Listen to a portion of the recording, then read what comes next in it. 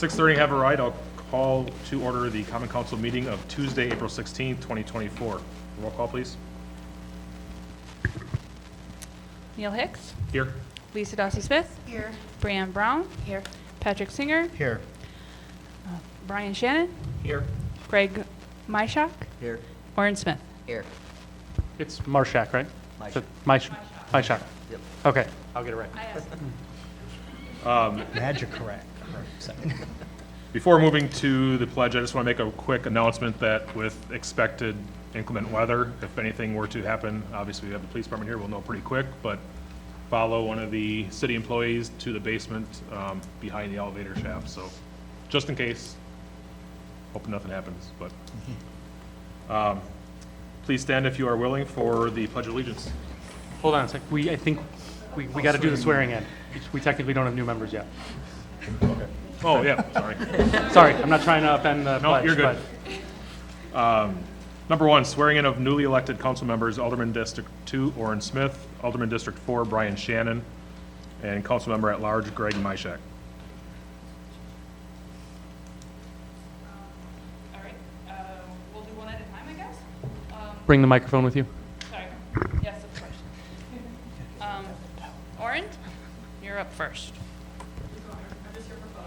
Yep, you'll go over to.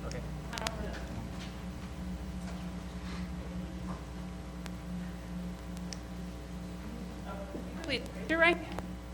I, Oren Smith, having been appointed to the position of the City of Whitewater, sorry, I did that wrong. Whitewater Council Member, Aldermanic District 2, swear that I will support the Constitution of the United States, the Constitution of the State of Wisconsin, the ordinances of the City of Whitewater, and will fairly and impartially discharge the duties of said office to the best of my ability.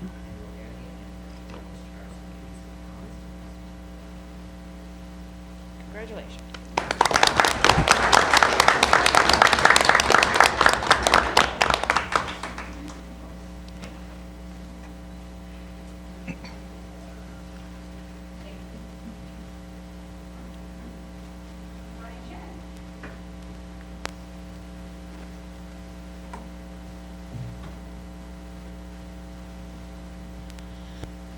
Raise your right hand.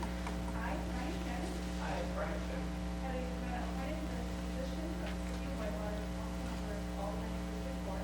Having been appointed to the Whitewater County Council District 4, Swear that I will support the Constitution of the United States, swear that I will protect the Constitution of the United States, the Constitution of the State of Wisconsin, the Constitution of the State of Wisconsin, the ordinances of the City of Whitewater, the ordinances of the City of Whitewater, and will fairly and impartially discharge the duties of said office fairly and impartially discharge the duties of said office to the best of my ability. to the best of my ability.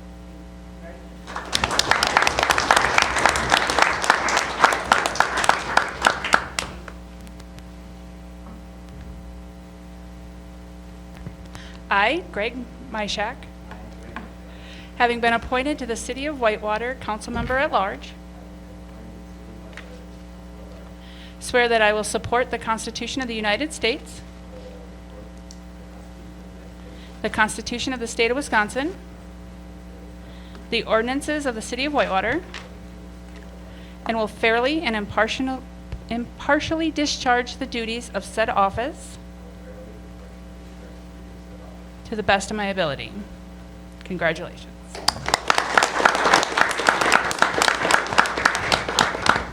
Thank you.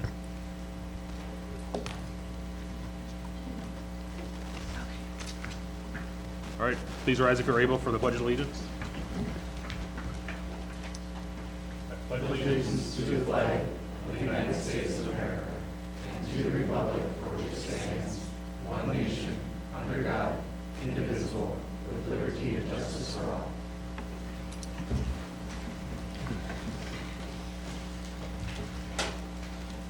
All right, item 2, election of council president. Yeah, as the memo states very briefly, the ordinance 2.08020, the first meeting after the election of new council members shall elect a council president. So just to expand further for any new members, I believe you take nominations, and then those are seconded, to see if there's a second on those nominations. You see how many nominations there are, nominations are closed, and then you vote. Does that generally describe the process? Should be on ordinance or I nominate Patrick Singer for president. Second. see what I can do. Thank you. Any other nominations?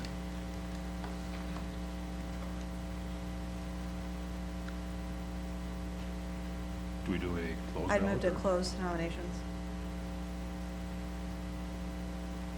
Second. So you can go ahead and call a vote on Is it a roll the call or is motion it- to close nominations.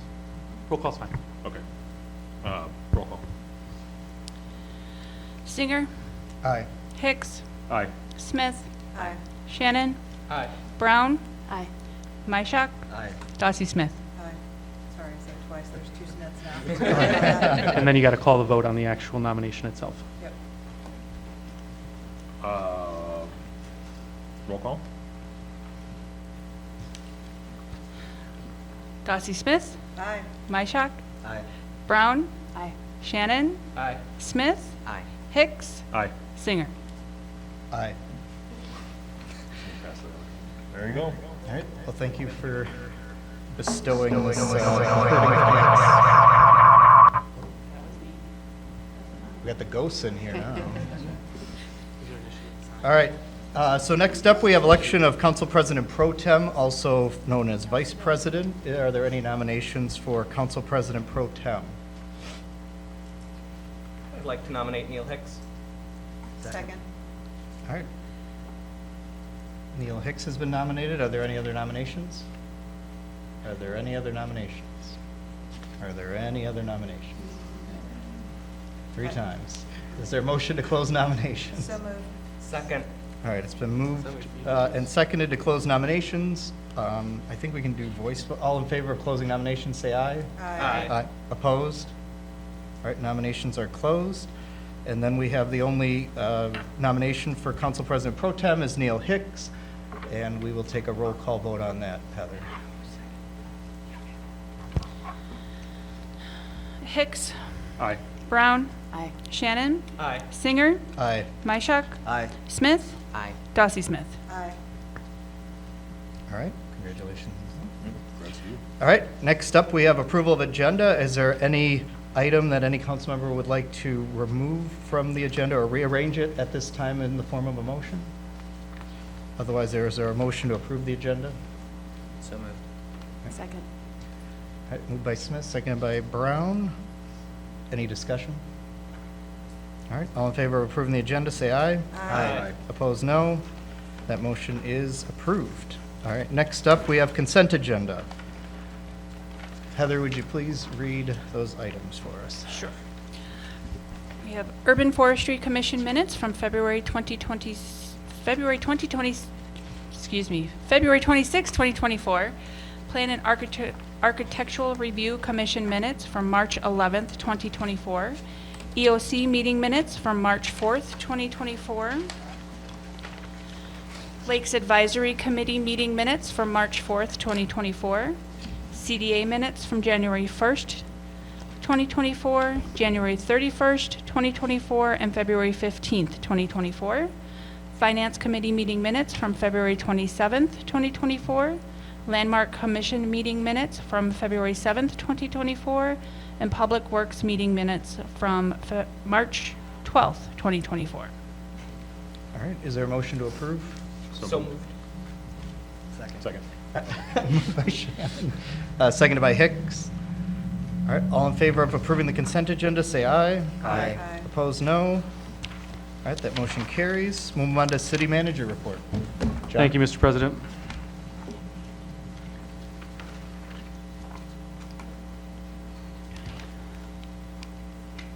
Diving right in Public Works, we had a meeting with Whitewater school officials regarding some temporary parking restrictions on Elizabeth Street. The plans to install some temporary barricades starting April 22nd until the end of the school year to see what impacts there may be on traffic and adjoining side streets, and then we're going to report out on that.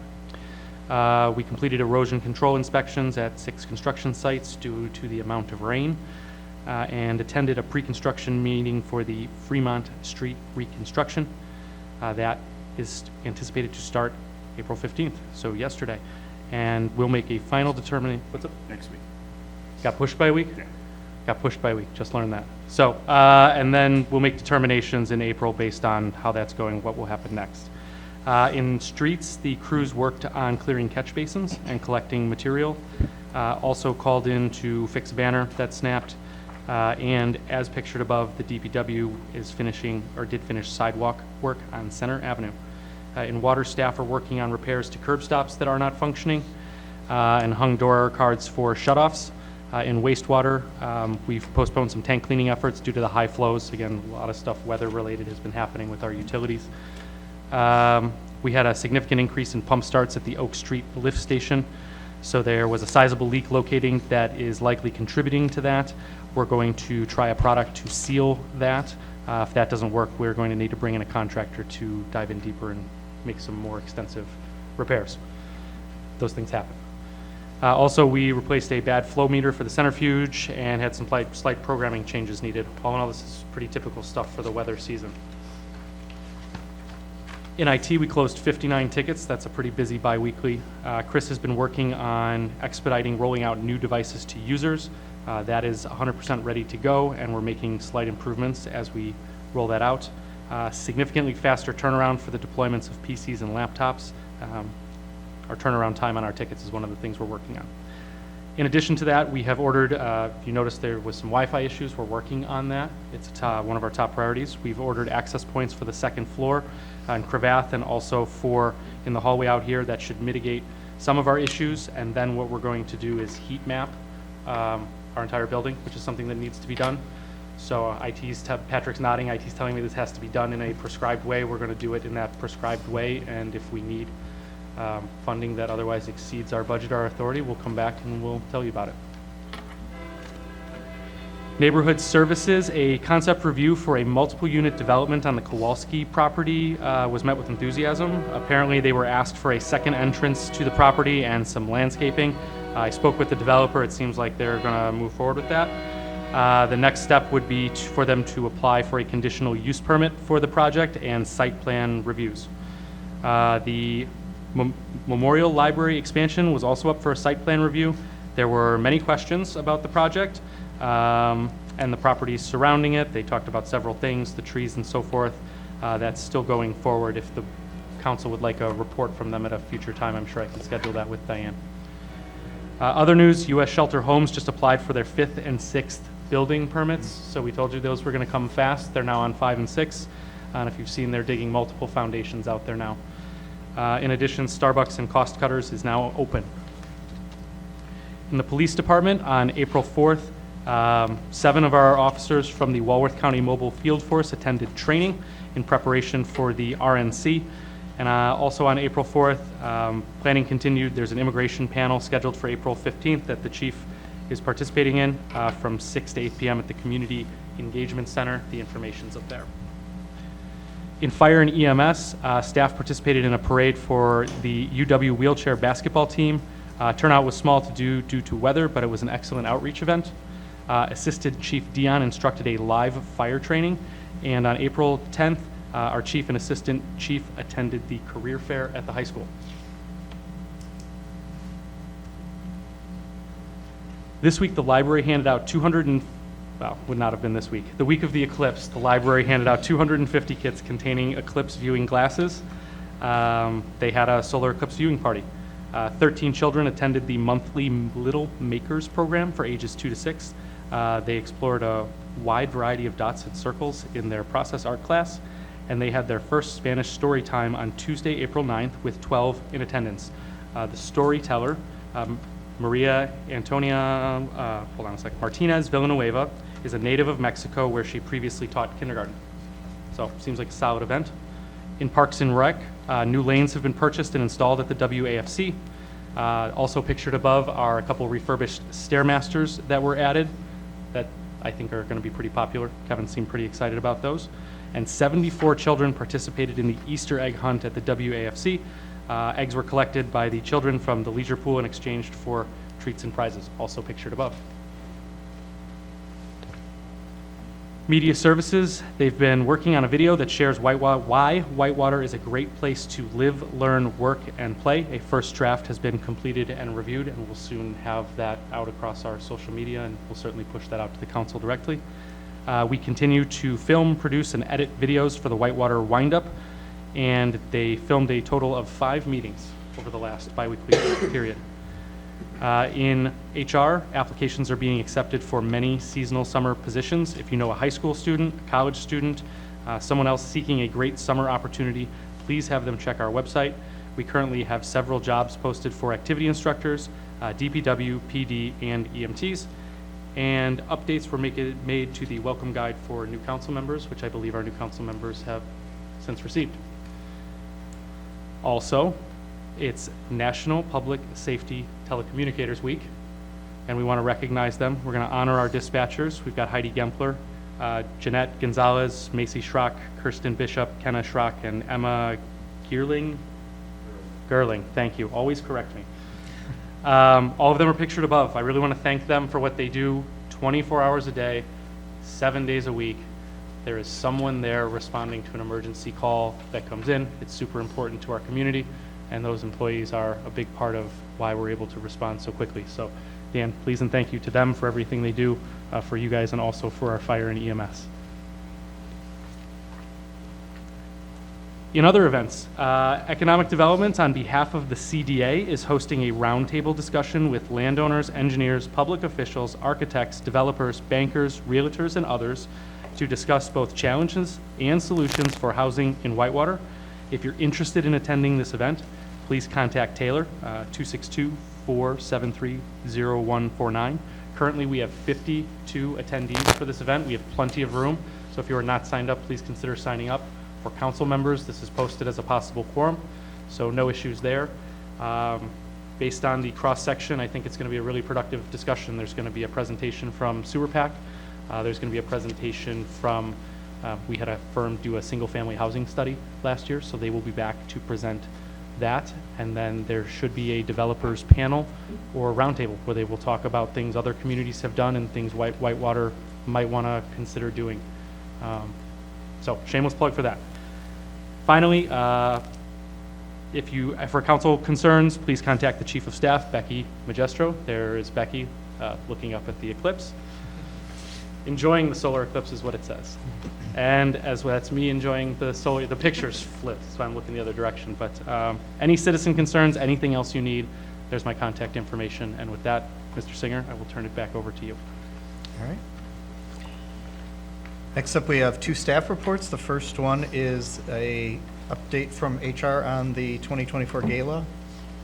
Yes, and for new council members, this is a holdover from a goal under the former previous city manager, and that was carried forward by the last council into goals for me as this city manager. So we've been working together. Sarah did review the tape recently to make sure we're on track, but it's essentially a programmatic event for elected officials, other community organizations, people in the community to celebrate our successes and positive momentum going forward. So with that, I'll turn it over to you, Sarah. Yes, I did verify the word Cinderella was said during that meeting. So, as John mentioned, we have been working on our city gala, honoring those volunteers who do so much for our city.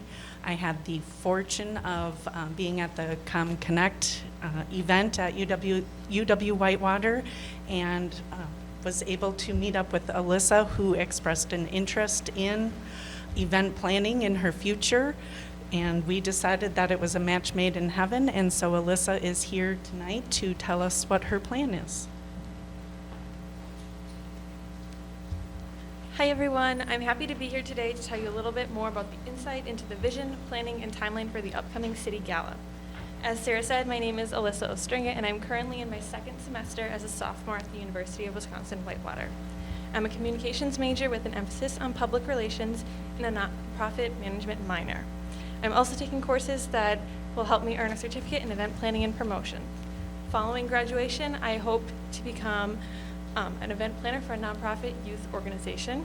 This experience will not only provide me a valuable opportunity to explore one of my interests in a professional setting, I also hope to plan an event that will highlight the community leaders, including individuals serving on boards, committees, commissions, and top officials, and their volunteer contributions to the city of Whitewater.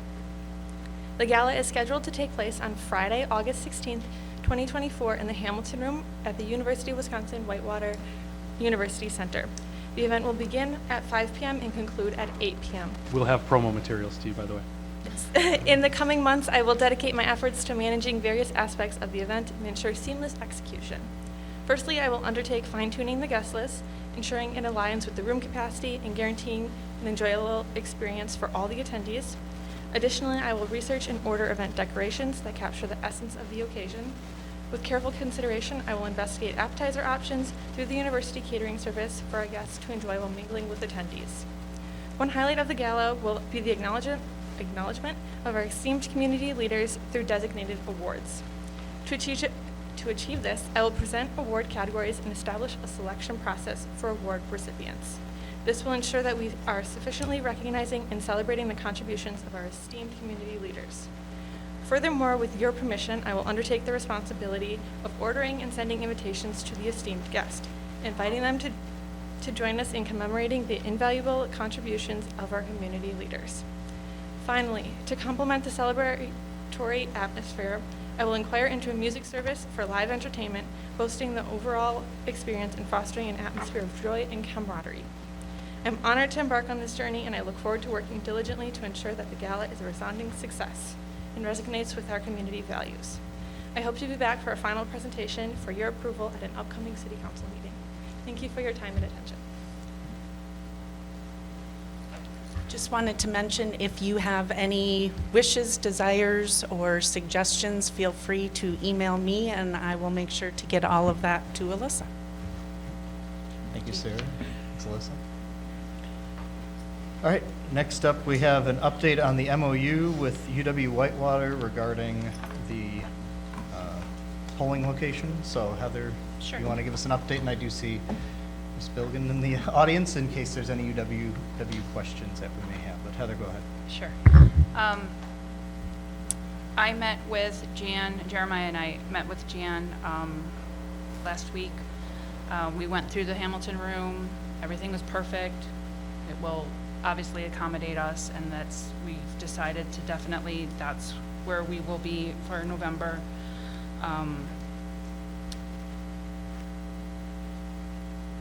I did forward the draft. Jan had kind of redone and did her thoughts on the MOU, and I forwarded that to Jonathan while he was on vacation.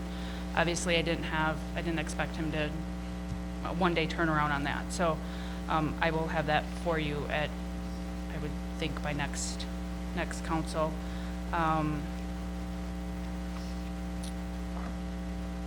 Financial impact on having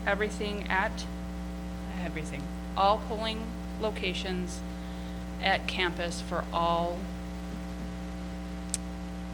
elections.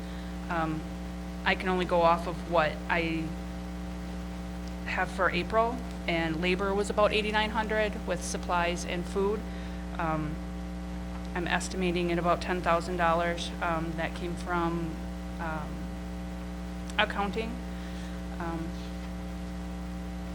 And that is without the purchase of any more machines. So I guess if you had any specific questions, I will be happy to answer them.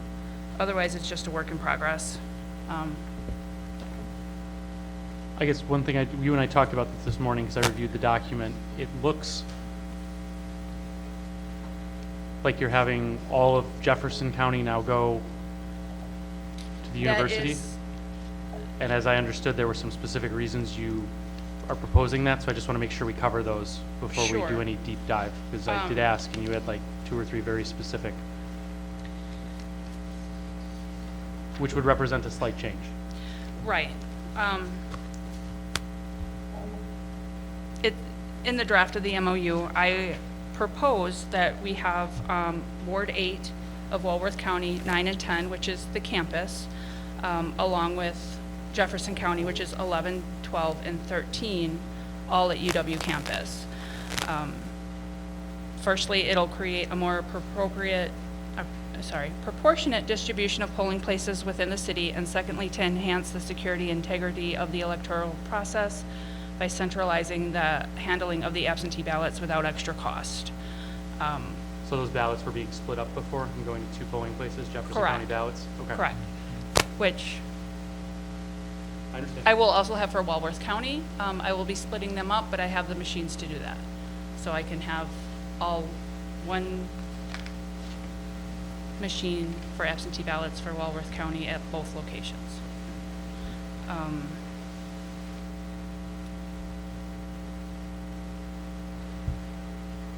Sorry, I lost my train of thought.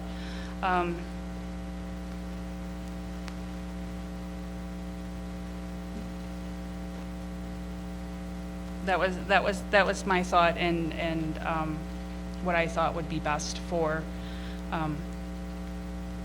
the voters. Does this require any new machines, what you're proposing? No. Okay. If I have all of Jefferson County, it does not.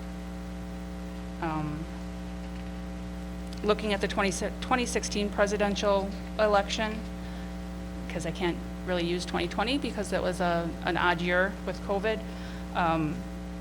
Wards 8, 9, 10, 11, 12, and 13 had 3,061 voters, and 1 through 7 had 3,847. So that would kind of divide the city, have the voters proportionate at each location versus having more at one and less at the other.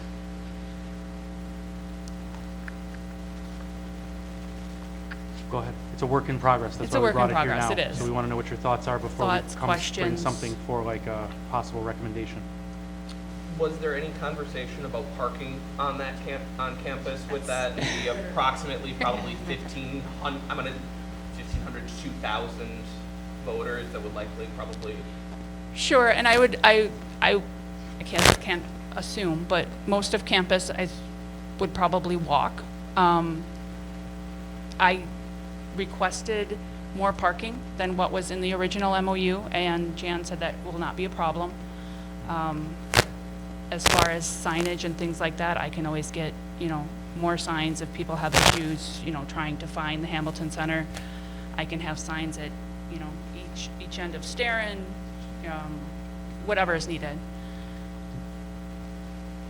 And then would campus be, or would then people have to pay to park No. on campus? It would be free parking, from what I understand. Yeah, if I may. Hi, everyone. Jane Bilgan, 800 West Main.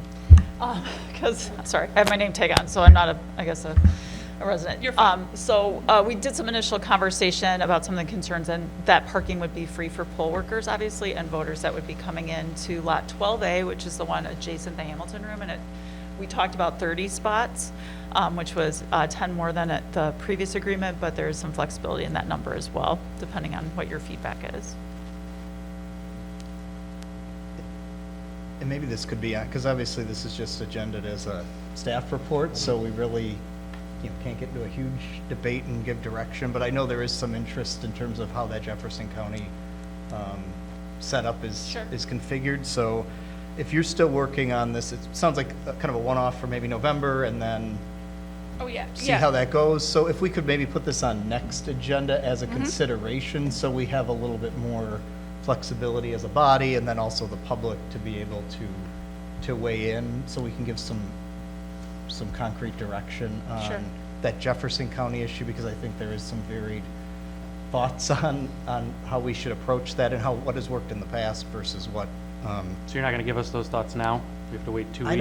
I think it's giving direction, but I'll defer to Jonathan in terms of it's agended as a staff report, not I'm with you. discussion. And I did read so. the Robert's Rules of Order book that was ordered, and under staff reports, you are allowed to make motions and give direction, just to put it out there. I know, it's crazy, but I read the book that we bought and gave to all the Yeah. council members. I'm not asking for direction, but for example, if there are several council members that don't like the way the wards are being adjusted, I would like that feedback now so Heather can spend some time thinking about it, instead of running into that buzzsaw 2 weeks from now. Yeah, Patrick, I think you can go forward if you have specific comments, or if anyone else in the council All right, does. we'll call that old one the Wally McDonald rule, and the new one the Jonathan McDonald rule. So, So, okay, if our legal counsel is okay with that, then, was there anything else, Heather, you wanted to? No, go ahead. Update on? I have the old word map and I have the new one. So, go All right. ahead. So, we can open up to public comment first, and then we'll turn it back to the body. Well, as many of you know, I don't usually come to talk, but my name is Stephanie Hicks, and I'm at 1254 Tower Hill Pass. I am actually one of the districts that would be affected in this in Jefferson County. Knowing that ward and that district in particular, we have a lot of households there that are elderly, accompanied. And so this is something that I just really do question. I have nothing against like the university piece of it, but I think the general subdivisions and things around there, that's just going to take a lot of educating, and that's going to take a lot of questioning about whether or not, accessibility for our older population, obviously education that for many years, I've been here 25 years and I've never went to the university, they're going to show up there. They're going to show back up down at the Armory because that's what they're used to doing because they've done that their entire life. But I would definitely give some more thought to that particular area that obviously Councilman Singer is talking about, because I do think that's going to have a pretty drastic effect on that population in particular. So that's all I have to say. Anybody else in the public wishing to speak? All right, I'll turn it back over to the body. I know, Neil, you've had some comments on this before, so it's your district. I'll start with you. Well, and Greg's kind of as well. Yeah, but, Greg lives up. Nothing more that's already been said. I think it's going to be a major surprise when the voters do show up, because we can do as much mailers and notification out and social media blitz. They're still going to have that population that's just going to go and show up at the Armory. And when we have to tell them, no, you need to go to the UW, I think it's just going to turn a lot of people off. I don't want to say it's going to cause them not to vote. I just think they're going to be very upset, and we'll probably hear about it at that next council meeting after the election. So my personal opinion, I'd still like to find a way to split it up where only really I believe in Jefferson County, it would be, I don't know what, I think it's 12 is Wells West and Wells East. And I could see them staying on UW, but I'd like to see their other two wards stay at the Armory, if at all possible. And that was the original structure, because to not upend the process when this was originally passed was to split out the Wells complex, because it was in its own ward, because it is so dense, it usually is its own ward, is to put that on campus and leave the kind of the residential, the Prairie Village, the subdivision you're in, and all of those areas over there, which are predominantly single-family owner-occupied, to still be able to go to the Armory, to alleviate some pressure on parking. There's some question about parking and availability, because those people will be driving down. So I think if we could get a cost of what it would take to split out that other ward, and what that- $15,320. for another machine. 2 machines, and then another $530 for yearly maintenance and programming. We've got it. Got it. That's what it's going to come down to. It's, do we believe that the security concerns and the cost of new machines are valid enough to outweigh having to educate people about going to a new polling place? Any other thoughts from the council? I mean, I haven't been here for all the conversations, but I think in general, I'm in support of your proposal. I'd like to know more at the 15,000. I mean, I think it's a efficient use of our tax dollars. I understand communication. Any change is change. Change is bad, right? So I No, think change is good. I'm being facetious. No, So we'll bring it both ways. If that pleases the body, it will Yeah. reappear as a consideration. You'll have language as what Patrick and Neil are talking about. Basically, I'll have the clerk follow up with you. We'll have the language that the clerk is proposing, and we'll bring that with cost estimates for each, and we'll give them to you guys, and you can start working on a decision. Just, Heather, did we change machines? Because before we were able to split it the way we were talking Jefferson about. County has different machines than Walworth. I only have 2 Jefferson machines. Okay. Ideally, having 2 machines at each polling place for each location would be ideal, just so absentee can go in one, stay in Okay. there locked up, the less. So I believe the former clerk did absentees in the, so she just split the machines, is that what happened? That's why we were able to do it before, where one Jefferson machine went to campus, one Jefferson machine was at the Armory, and they just fed absentees and day Right, and they holders were in? all mixed up and, Okay. yeah. And I would imagine there's a higher proportion of absentee since 2020 as well Yes, that would need to be processed. definitely. Fine. It's surmountable issues, all of it. If you want to go the other way, like Heather and I talked, it's machinery and it's not some deal-breaking thing. We can figure it out. Yeah, just one last question. So the two machines that are Jefferson only, we shouldn't need any for Walworth County, right? Right, no, I have plenty for Walworth County, so yeah. So- So yeah, I have 5 total for Walworth County, so 2 will go to campus, 2 will go to the Armory, and all is good for Walworth. Okay. So what do we need machines for, I guess? I'm lost To on have that. 2 Jefferson on campus and 2 Jefferson at the Armory. And the counties use different technology. Right. So- I guess what I'm getting at is if we do it, I guess the way I'm picturing it, there should be no Jefferson at the Armory. I'm sorry. There would be, there'd be. There, I mean, There'd be, yeah, Jefferson would be at If- both locations. yes, But it sounds like the proposal you want is that you'd have a little bit more separation between the absentees and the day of, where before we were able to get away with 2, without purchasing. Okay. And I don't know if that's something we can ask the university, or if that constitutional amendment that was just adopted in terms of being able to find external money to help pay for it, but I don't know if the university. Always ask. Yeah, so I just think that would be a starting point, because when we originally set up the polling place on campus, there was, I believe, a contribution from the university, but Jan, you probably still have the receipts for that, so. I'll let Yeah, you actually, I answer. do, believe it or not. Yeah. So yes, the university paid for the initial equipment that was needed. I think it's important to just listen to your clerk, who's telling you that it's a best practice that she's learned, and we all know, to separate those absentee ballots in that way. It's also better for the poll workers that day, and all sorts of fabulous reasons. So when you look at the amount of dollars per capita of the people that live in the city of Whitewater, that $15,000 is well invested. And so from an institution's perspective, I can't promise anything, and I would defer to legal, both system as well as city, about those dollars being shared due to the referendum. So, but I'll find out. I'll ask system, so we'll know when legal looks at whatever the agreement is that you put forward, because obviously both parts of the equation will need to review that before it's fully executed and recorded in several locations. Okay. So. Fran? I also have a concern about just limiting the voting on campus to gubernatorial and presidential elections.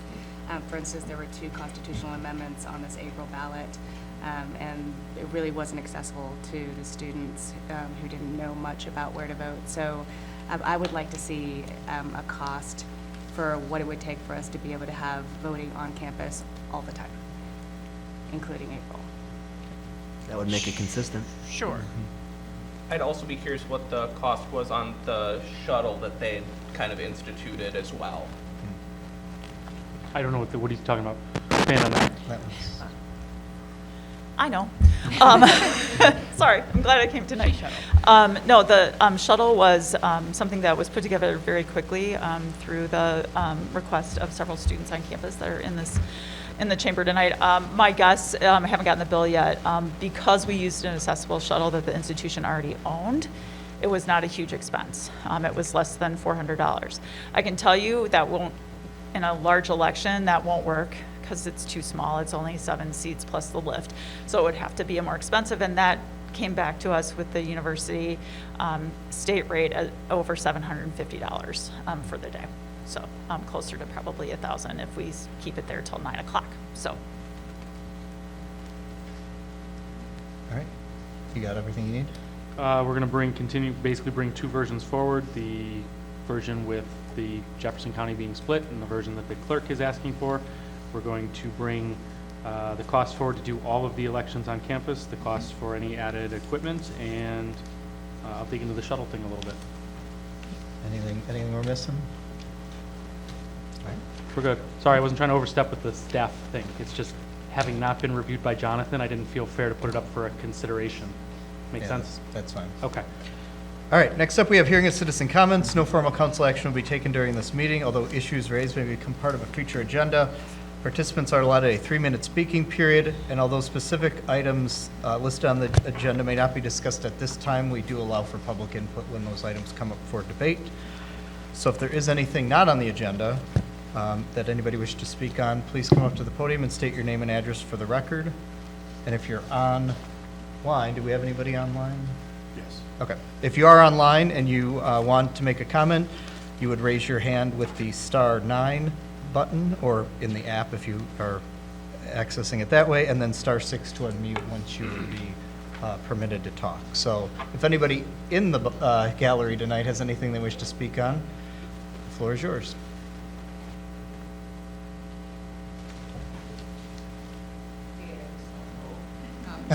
I don't know if this is, I am here about the window ordinance for my bar at the Whitewater, or Little Debbie's Coyote Grill.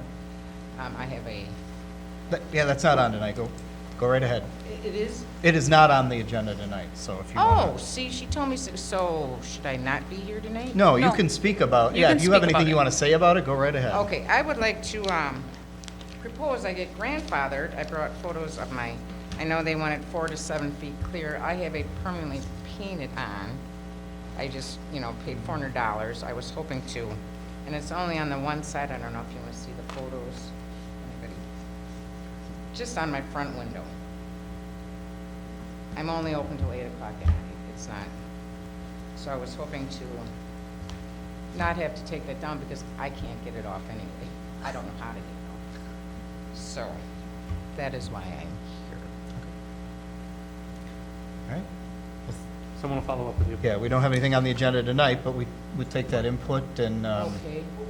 and I think maybe for new members, because this was adopted last year or somewhere in that vein, maybe just a staff report on what is this ordinance, because it's come up last time. Yeah. John Cordio came, and our Coyote Grill attendee tonight is also expressing concern, just so we can understand the genesis of it and maybe, if there is any tweak or that we need to make as a body.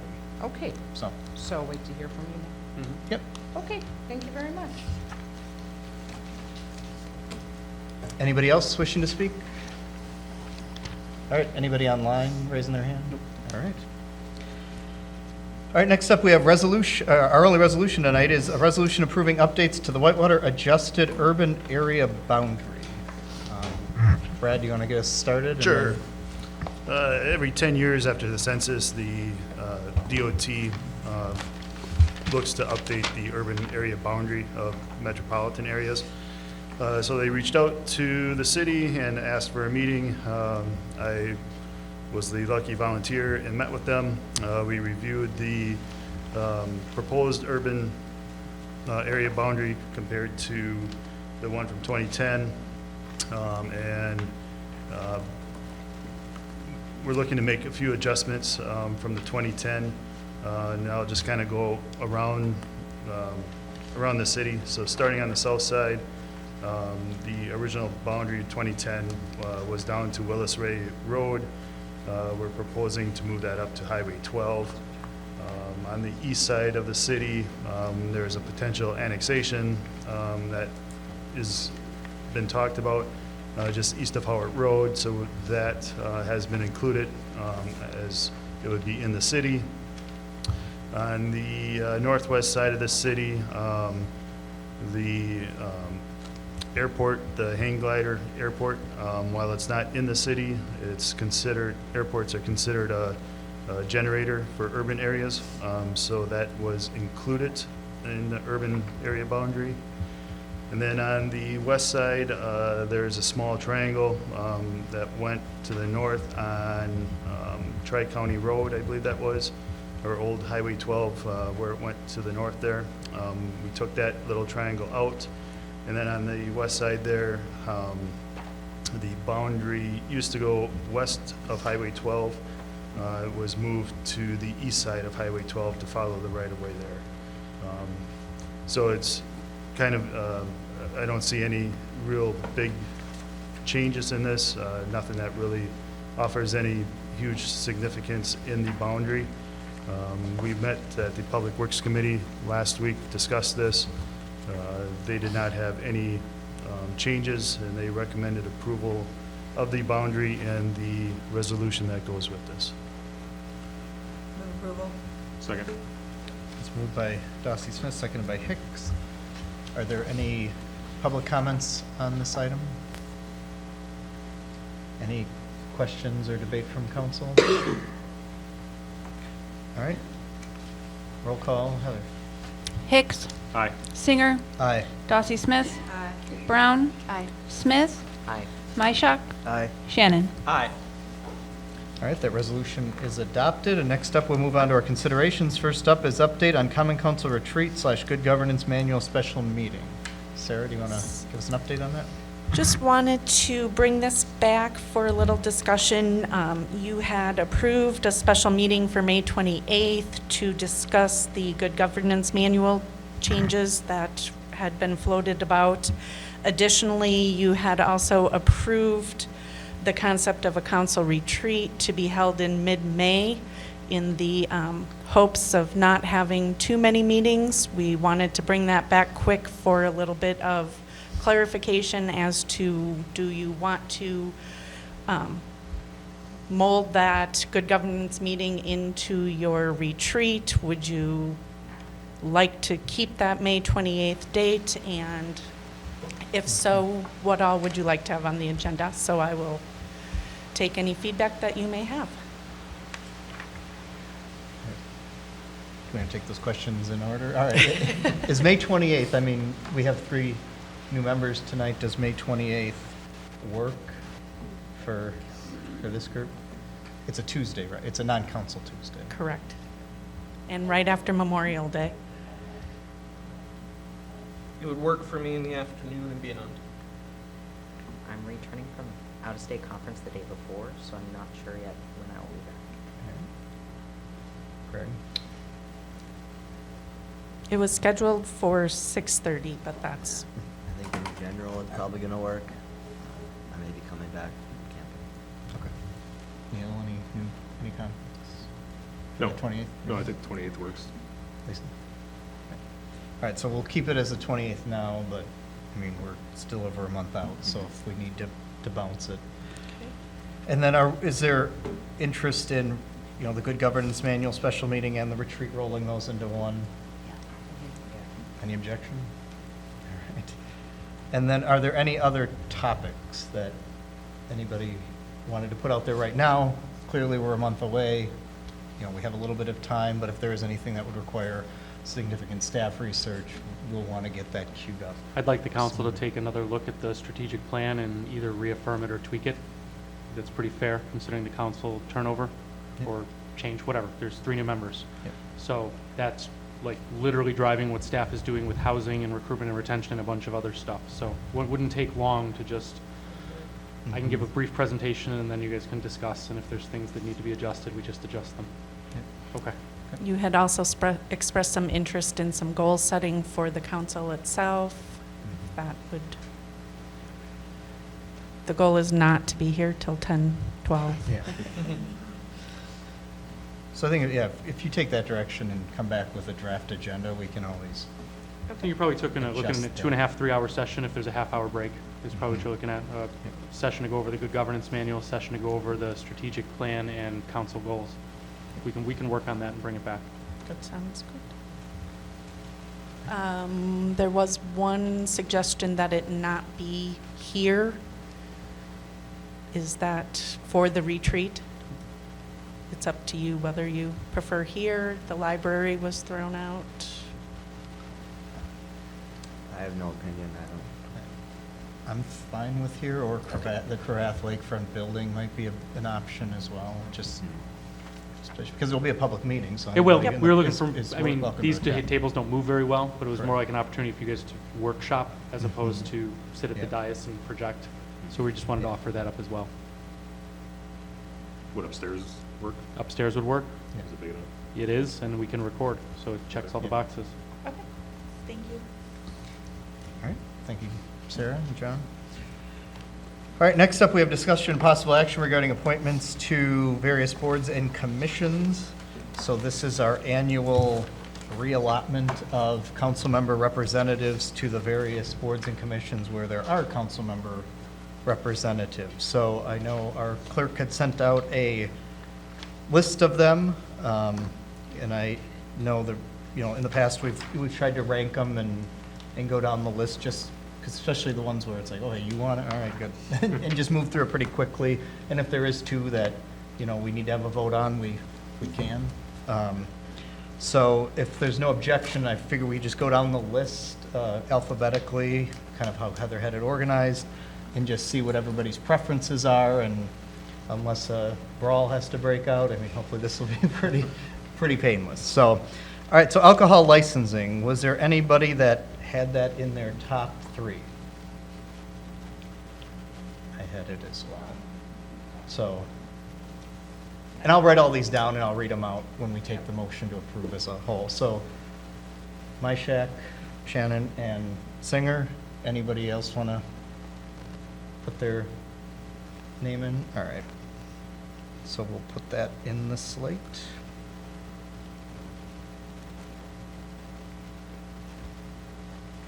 All right, next up was border review, which I believe is automatically Always set the second for this. year. The only time it usually needs an extra council member is when there's only 3 up in the spring, but next year there will be 4. So those members would be Brown, Hicks, Dossie Smith, and myself on border review. 4 of them versus 3? Yeah, usually we have to get a 4th member, or a 4th volunteer that's not traditionally, usually it's the members that are up at the end of their, in the last year of their term. So there's 4 up this year. Usually, on the other years, there's only 3, so then somebody else has to kind of pull double duty, because they'd be on it 2 years in a row. So this is one of those full years, so. And then, John, I believe you're already on it, so. On it, trained, good to go. Usually Cameron was the person that Yep. was trained, and Lynn Binney sometimes was also on there and trained, but if you're trained, then I think we're Already good to trained. go. So is Okay. Brianne. Oh, you're trained as well. There Okay. was a change, though. Oh. Training has to be done annually, not every 2 years, I believe. Is it annually? Yeah, so. I'll do it again. And just for that, what is the date set for border review, or do we have May it? 28th? May 21? Oh, no, I'm sorry, May 23rd. May Sorry. 23rd, okay. All right. All right, next up is CDA. So we do have 2 members represented on that body. Is there, anybody have it in their top 3? Anybody have it in their top 2? Anybody? So, I had it, anybody have it in their top 1? I will back down on that. Greg, you had it as your first? Or you, I don't know what happened there. I had it as my 1. Yeah, But Neil, you had it as your 1. I had my 1. And Brian, you said you're. 1. You'll So I'll you're defer fine. out. All right. So Hick, Singer on that one. All right. Greg, you had it as Great. one, too? Greg had it as Greg number also 1 had as it well. number 1. Oh, Greg, you had it as your 1? Yep. Oh, okay. I thought you said 2 when you. Oh, I don't understand your ranking system initially. Oh, Top 3, top 2, top 1, I don't know how to do Yeah. that. I was trying to winnow it down. Like, okay, if anybody has it in their top 1 or 3, and then 2, and then 1. So you had it as your 1. Yep. All right. I could, yeah. I'm fine with giving my Thursdays back if you 2 want to take it. It's not one of the committees I've been on in my past council, so. All right. So Hicks and Myshak. All right, Community Involvement Commission, we do have 1 appointment to that. Anybody have it in their top 3? Top 2? Oh, no, I guess nobody would have. All right, let's go down. Usually we're going up. So, all right, anybody have in their top 4? 5? All right, what's the, I had it as 11, so what is, let's just Tell go us how down you the really list. feel. Neil, what did you have it I at? didn't even rank it, so. All right, I would have put it 11, yeah. I had it at 6. I did 10. The 3 committees I was looking at are gonna keep you pretty full. so okay. it's like- Lisa? Whatever, put my name on it. All right, Been there, done that. unless Brian, you want it. I'll take it. All right. Oh, sweet. Fair enough. It's a very good committee. Mhm. It's just, and it's It's just not one of the ones that people think of when they think of all the committees we have. Next up is the Equal Opportunities Commission, so we do have 2 members on that. Does anybody have it in their top 3? So 1 or 2. So, we have 2 full members, not, 1 or 2. So there has to be 1, but there's an option for a second. It's not Okay. mandatory. oh, it's not mandatory? All right, so anybody, so if we have 2 spots, then we have 2 volunteers. Agreed. So it'd be Smith and Brown. All right, Finance Committee, anybody have it in their top 3? There's only 3, all right, anybody have it in their top 2? Ooh. All right. You okay with that, Greg? Yeah. Brian, Lisa, and myself?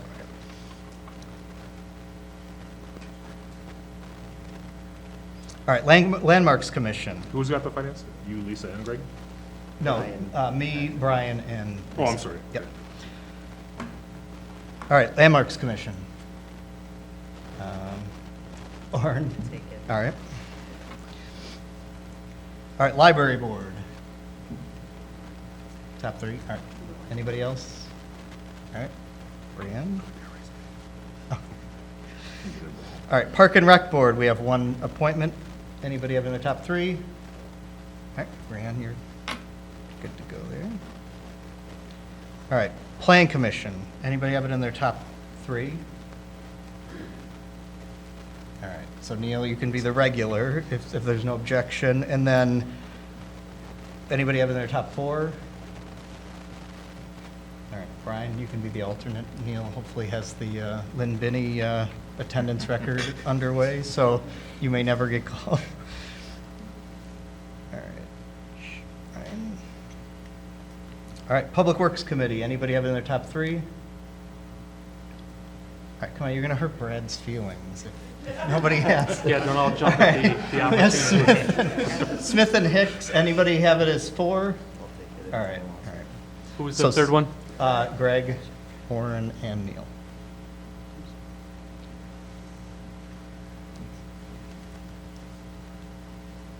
All right, Technology Park Board, anybody have it in their top 3? All right, Lisa. And then we do have that, It's the Whitewater Fire Department, Inc. It's just the philanthropic board that still exists with a member from each of the municipalities in the jurisdiction. So I did serve the last term, and I am currently the treasurer. So, yeah, I'll arm wrestle for that one. Anybody have a yearning desire to be on the Fire Department, Inc. board as the City of Whitewater representative? All right, Lisa, you're back on the list. All right, so let's go down the list, and then if we could have a motion to approve the entire slate of appointments, and then we'll have any debate and we'll comment and take a vote. All right, so I'll call licensing. We have Singer, Shannon, and Shannon. And My Shack.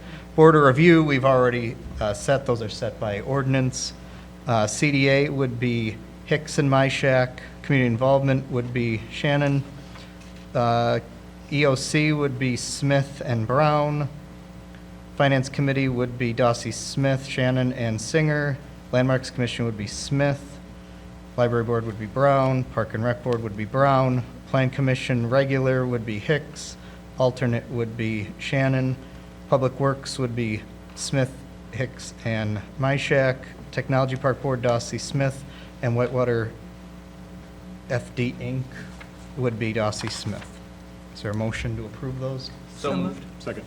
All right, moved by Shannon, seconded by Hicks. Any discussion? Any public comment on this item? All right, we'll do roll call with this one. Myshak, Aye. Brown, Aye. Smith, Aye. Dossie Smith, Aye. Hicks, Aye. Singer, Aye. Shannon. Aye. All right. Next up, we have discussion and possible action regarding the resignation of Municipal Judge Patrick Taylor. So, I can step in for John here. Okay. As he's coming right on in. unfortunately, we got the resignation. I know the judge is here today.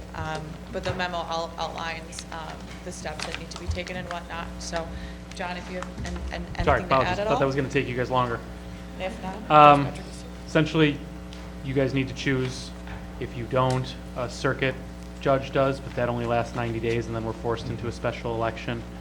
So you can essentially call a special election whenever you want. I'm just suggesting, because it's clean, to do it in November, because an election already exists in November.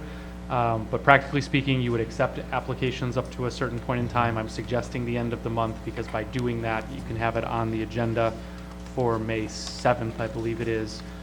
Review applicants in the same way. Those of you that applied, right, you, Patrick, Greg, you would be familiar with the process, and then would be vetted by the council, and you would choose, and that would hold until the special election. So, judge is not leaving for any other reason that he is following his spouse, who has an amazing opportunity, and we thank him very much for everything he's done. I think he's set everything up nicely. He's got a good team. I'm happy to answer any questions. Otherwise, it's really up to you guys to decide how to proceed. And this appointment would take effect June 1st, because that's when Judge Taylor's Correct. resignation would take Yeah, effect. I think he's looking for some time to Okay. acclimate whoever is appointed, get them used to the system. There's also some judges training taking place starting on the 7th. So without calling a special meeting, this is the fastest I could get things aligned in a way that conceivably someone could also take some training. And that timeline works with public notice periods? Should, unless I'm missing something. I don't think we have to, there's no specific public notice we have to do for the application period. It's something we'll post on social media. We'll do a press release. And it's a part of these. If you go forward with that recommendation, it'll be a part of these meeting minutes. May 7th is a Tuesday? Unless I have the date wrong, I think that's Is the that next our first? regularly scheduled council meeting. Is that our first meeting in May? I think so.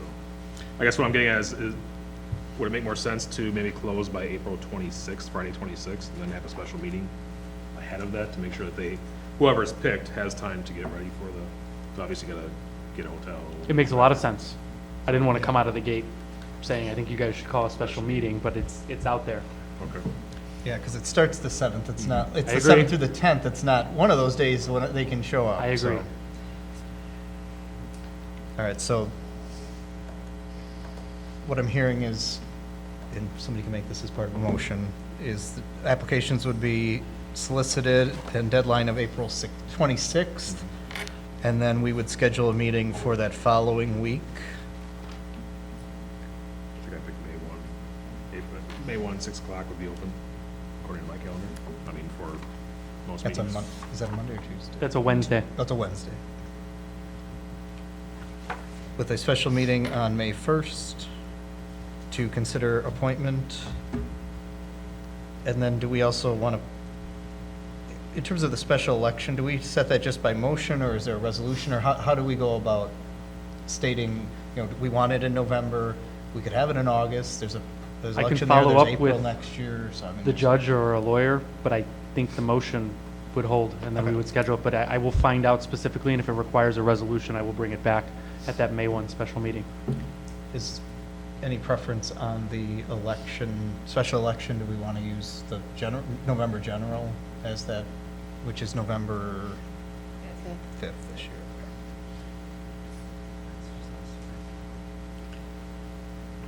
All right. Is there a motion? I'll make a motion to open, solicit applications for new municipal judge, and close those by Friday, April 26th, and hold a special meeting on May 1st at 6 PM to review and appoint possibly. Do we need to add the November 5th in? Yeah, instead of special election. And then set a special election for November 5th to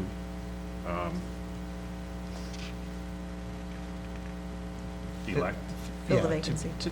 Elect the to municipal fill judge. Elect the municipal- through the 20, I think it's 2027 is when Correct. the term It'll would fill the be. rest of the Yeah. unexpired term. All right, is there a second? Second. My only question is, do you We'll want get that- candidates there? We'll get that to Smith.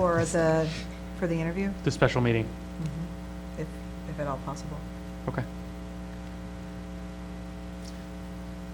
All right, it was moved by Hicks, second by Smith, to set April 26th as the deadline for applications, schedule a special meeting for May 1st at 6 PM for us to consider and make a potential appointment to that vacancy, and then also to set November 5th as the special election to fill the unexpired term through 2027. Any public comment? I see Judge Taylor is in the audience if he wanted to have any feedback on this, if he thinks we're way off. Or? No, Patrick Taylor had been my absolute honor and privilege to serve as the city's municipal judge for the last 5 years, and it absolutely does break my heart to have to resign this position. Unfortunately, I want to stay married to my wife, and she just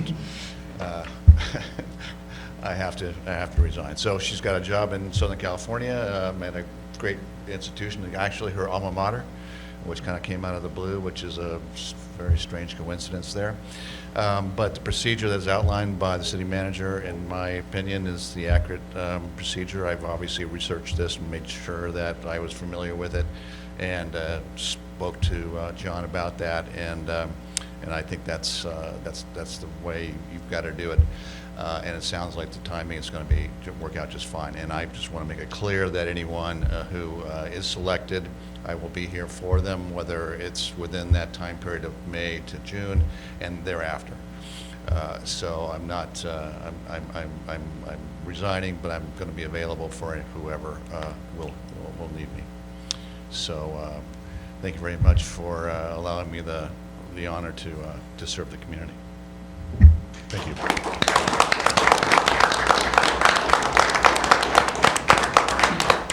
Well, we'll try to get you a replacement here shortly, but thank you for your service, Judge Taylor. All right, next up, we have, We had a motion and we a got to take a second. vote. We did have a motion, Hicks and Smith. Let's take a roll call vote on that motion to set the application appointment process and special meeting. Okay. Smith, Aye. Singer, Aye. Brown, Aye. Myshak, Aye. Shannon, Aye. Dossie Smith, Aye. Hicks. Aye. All right, that motion passes, and I assume we'll be seeing that publication out tomorrow or Tomorrow, by yeah, Friday. we'll take care of it. All right. All right, next up, we have discussion and possible action regarding changing city class. John, do you want to? I want to lead with, I'm not actually asking you to consider changing the city class, but discussion and or action goes in front of every item in this section. What did happen is during the most previous nominating period for the election, we had some questions about which signature levels we were using because they are different for third and fourth class cities, which I started asking some questions about. How does one move from a fourth class to a third class city? Full disclosure, I think one of the extraterritorial reviews we did at one point in time was done as a third class city, which has a broader scope than a fourth class city. So just like trying to look around, seeing how this has been applied, asking the attorney what would practically have to happen. Here's the crux. Once you hit the population which we have, you can consider moving to the next class city. It would require several things that we're not currently doing, like one, having a licensed plumber on staff. It's just a thing in the state statutes you have to have. Secondarily, you'd have to add 2 members to the library board, and then the mayor, which there isn't one, so in this case, the city manager has to issue a proclamation. I'm assuming that's after council approval. The only thing that we've managed to trigger is the population. And again, I'm not actually asking you for it, but what I did want to provide was, these are the rules and regulations of how class cities operate, how one would move through that ranking structure, and then of course I had John write a memo for what would also have to be true if the city wanted to move from its current class structure to the next level, which I believe is a third class city. Make sense? That's it. It's just information so I can clarify some questions we received during the last nominating cycle. Part of the other consideration moving from the third to the fourth, it doesn't impact our firefighters with the whole split firefighters, so much rest between. Well, we'd have to split them into 2. Yeah. Oh. Yeah, that would be my I think concern. we meet that criteria. Already? Already, Okay. yes. So unless there is some pressing interest in pursuing this further, this was more for information to clarify what class city we are, where we're at, and what other things would have to take place before we would even could consider that move. Several things would have to take place. Any other financial considerations on making the change? Shared revenue. Like would it be, Like, is there an advantage? better, one's cheaper? No, I think it's offset by then hiring, I don't think we A gain any plumber. particular financial advantage, and then we have to hire a licensed Okay. Do we plumber. have to hire internally, or can we contract it out? That's a good question. I can research that if you'd like me to look further. Yeah, yeah. What does that mean? Okay. Right. Dawson? And that would just be there's no financial incentive to make that change, then why do it? I mean, there's something to be said for having a plumber, since I know 5 businesses that had to hire plumbers from outside of town, but, All right, I'll look into seeing if the plumber can be contracted. All right. Any other discussion on that? Any public comment on what class of city we have? Just information. Some wires got crossed during the election cycle, and I wanted to make sure everything was clean. Okay. All right, next up, we have discussion and possible action regarding assignment of Whitewater wind-up judge. Hello all, I am here as your interim economic development director today. I am excited to share that Whitewater Wind Up, which is a mouthful, is going exceptionally well. We currently have 25 contestants, which is exciting to see. With that being said, we have moved into this final stage where we will have the finale on May 18th. We are hoping for a rep from the Common Council to serve on that judge panel. So I'm here today to see if we can have someone serve. I have a clarifying question. Yes. Are you going to also be asking for a member of the CDA? Correct, yes. Okay. Just So want to just throw, keep that so in this, for the people on the CDA, you'll be getting this question down there too.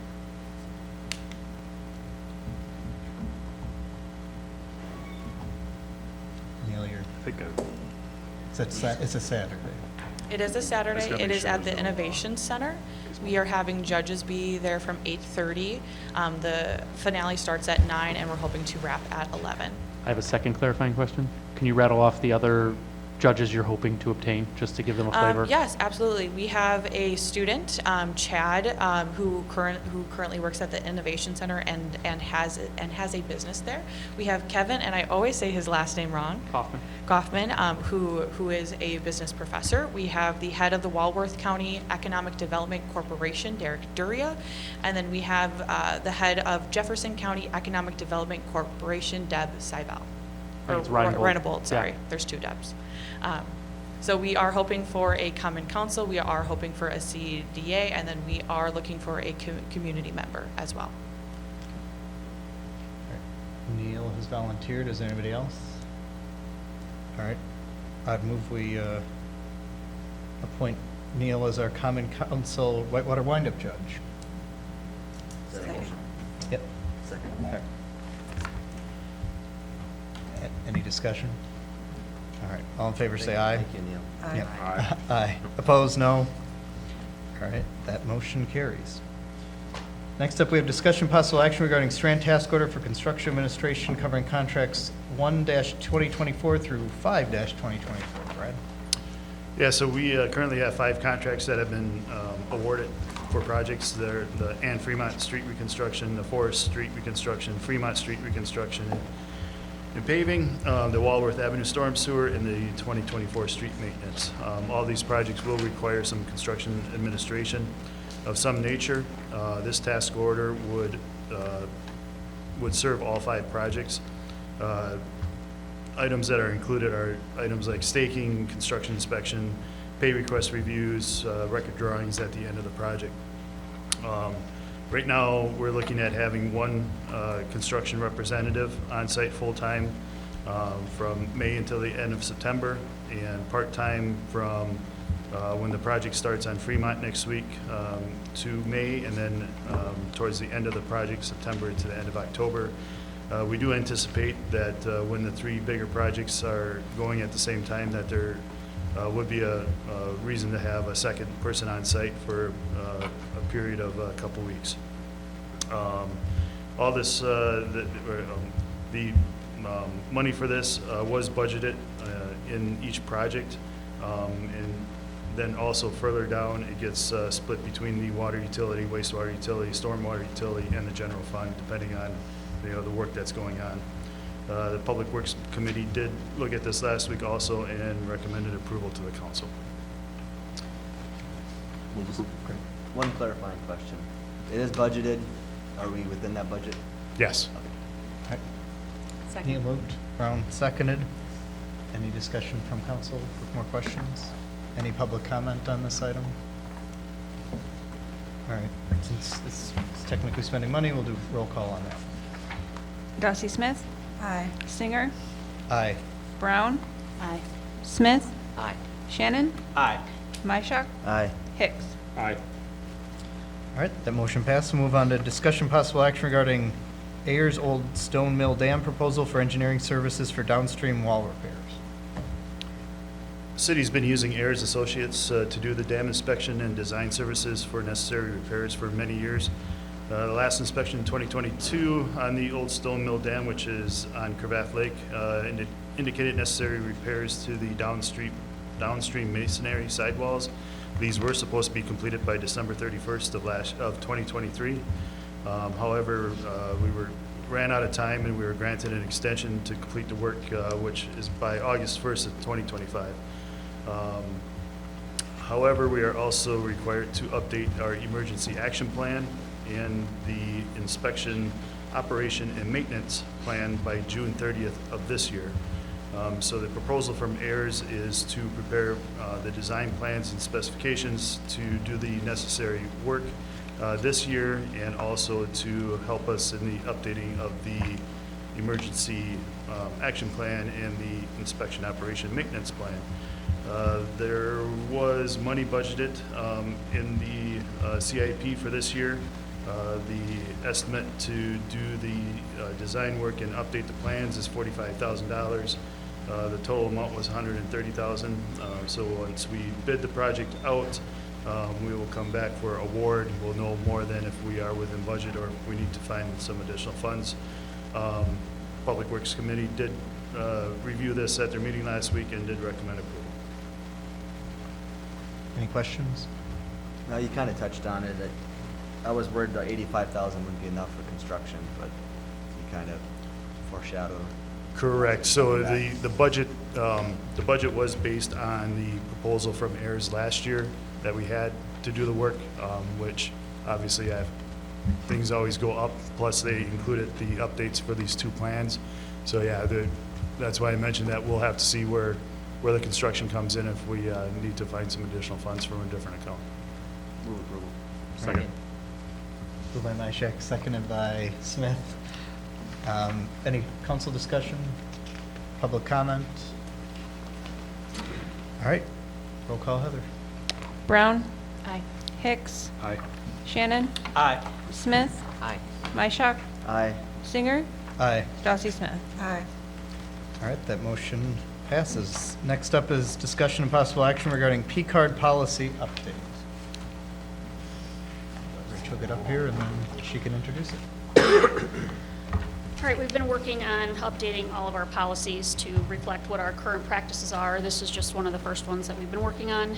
The state actually obtains the contract, and Whitewater piggybacks off of that. So when we changed the vendors, I think it was JP Morgan, and now we are with US Bank. So everything that is in here, the second copy is actually highlighted all of the areas that were changed in the new policy.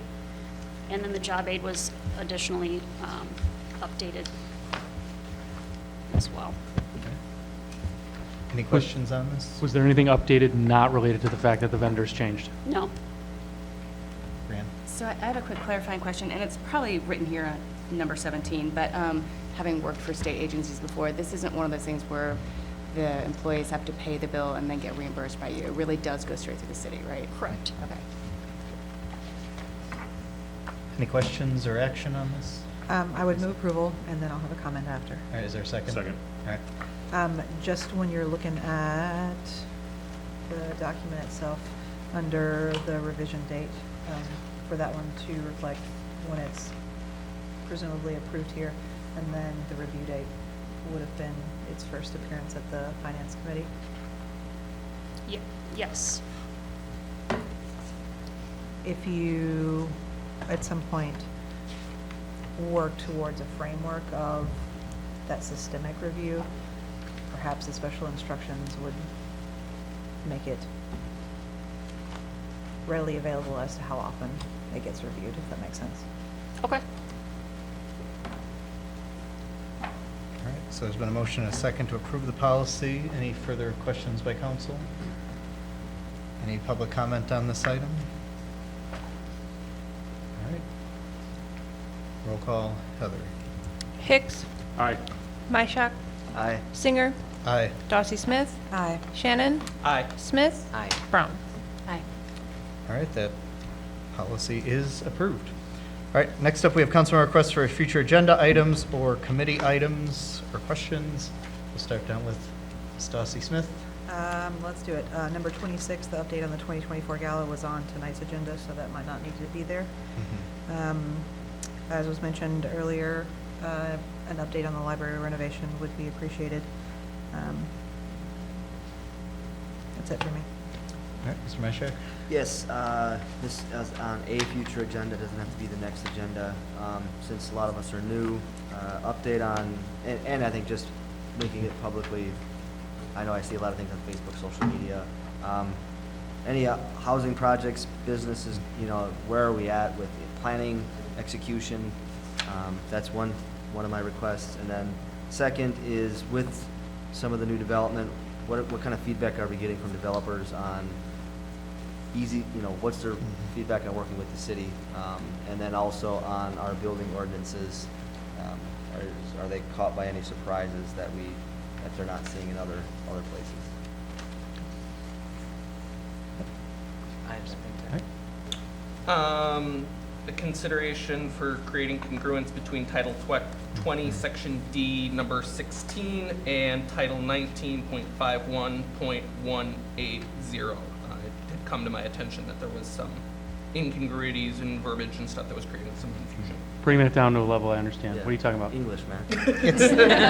I'll take all the numbers at the end, but what are we really looking I at? believe it's the disability permit Yeah, it's the exemption for disability the permit side that it lot was storage. passed in, under Title 19, but it's not listed under Title 20. So then if a code enforcement person goes out and then cites Title 20 as being in violation, the disability permit's not brought up. And what is this permit for? Just center me again. That if they've got the disability sticker, that they can park their mobile home, boat, et cetera, on their driveway Oh, between yeah, April and November. which is something you guys just allowed for, right? Like that's the thing that just happened. Okay. Yeah. Yeah, I think it was just something that was missed in the, In our code. yeah. Okay. I might have to have someone follow up with you specifically to point us in the exact location, but I've got notes. Anything else? I've received a number of complaints about the level of service we're receiving from Accurate Assessors, so I'd like to review our current contract with them. Mr. Hicks. On 26, if she's going to come back, do we want to still leave it on as a future agenda item or just so it doesn't get dropped? Seems like it's I mean, we leave it on as a to-do, but it's well, Yeah, it's presumably there'd in be- process, Yeah. yeah. Yeah, presumably there'd be an ask, so I might change it to actually reviewing the proposal. I Yeah, mean, you okay. kind of just got the update. The next thing you'll see is like, this is what we intend to do, this is what it costs. Okay. And then just do we want to bring it back the MOU for UWW?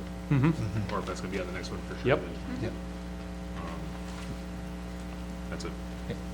And then we'd also mentioned during the meeting, potentially a staff report, either from Chief Meyer about the window Got it. Yep. see-through ordinance for alcohol establishments. All right, is there a motion to adjourn? So move. Second. Moved by Hicks, seconded by Myshak. All in favor of adjourning, say aye. Aye. Opposed, no. We're adjourned.